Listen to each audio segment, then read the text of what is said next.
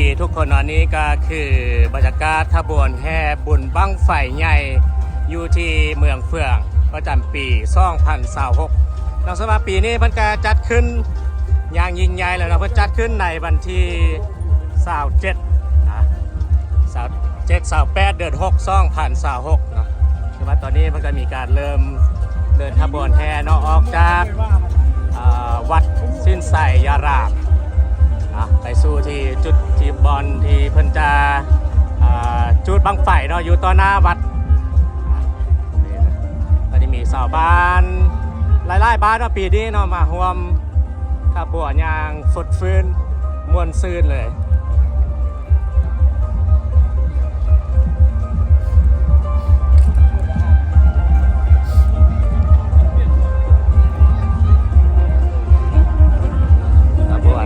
ไล่ขบวนเนี่ยนะ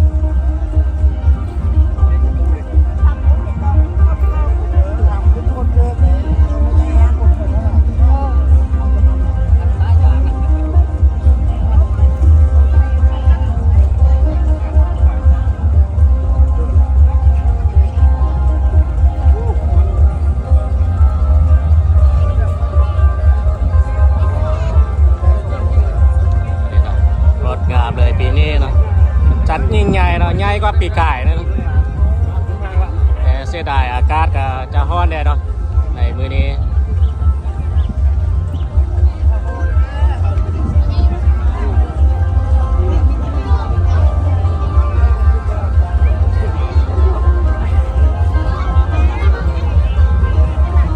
นี่นะตามมาด้วยขบวนรถแห่เนาะพญาคันคากเนาะจะเป็นเอกลักษณ์ของชาวเมืองเฟืองครับว้าว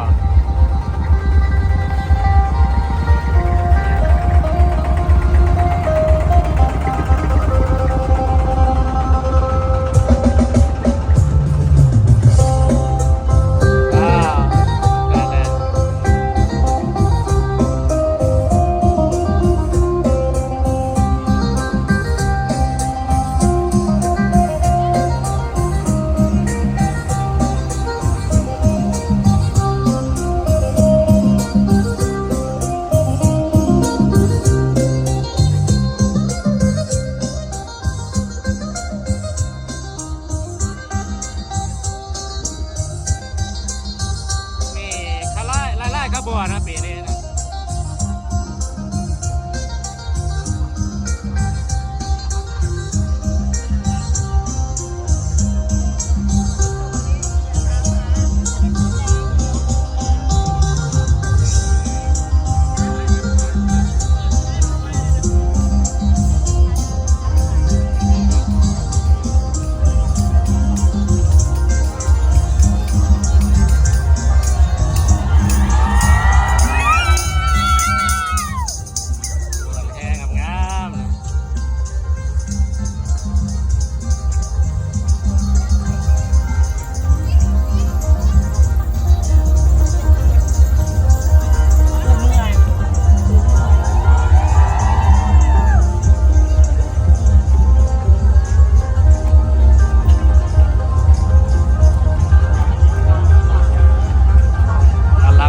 ยิ่งใหญ่นะปีนี้นะ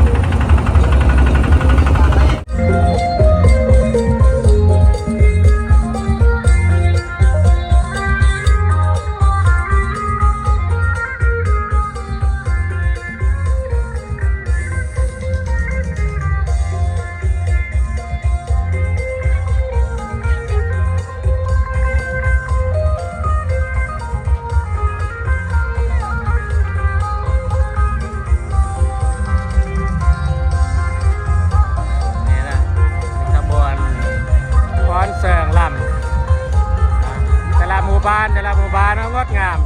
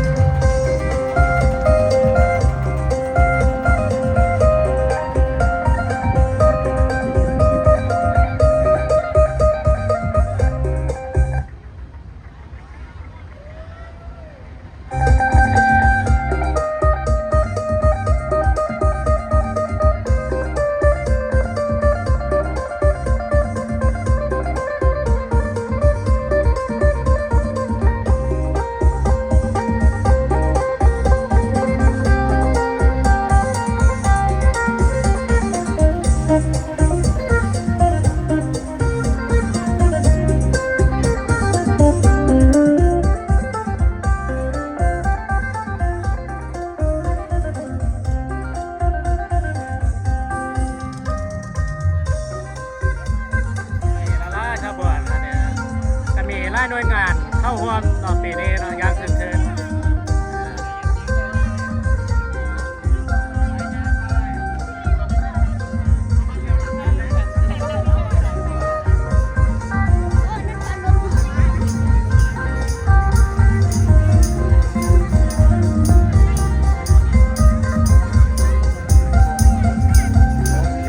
บ้านโนนหินแห่อะไรนะจะเป็นหมู่บ้านจุดที่ว่าเป็นเปิดงานเนาะจุดที่เป็นจุดบั้งไฟนั่นเองนะมันจะมีขบวนฟ้อนนะงดงามเลยนะขบวนแห่ขบวนฟ้อนเลยนะเนี่ยอันนี้เศร้าบ้านโนนหินแห่นะมันจะพูดงามๆเลยนะ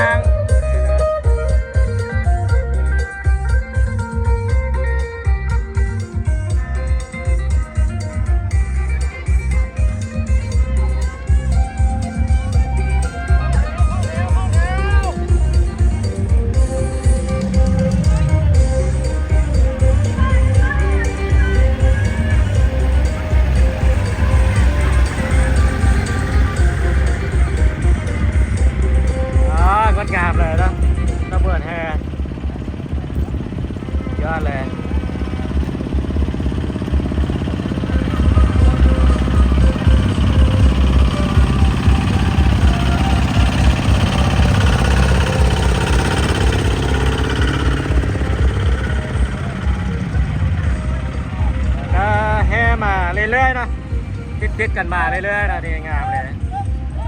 สุดยอดเลยอ๋อนี่งามเลยนะ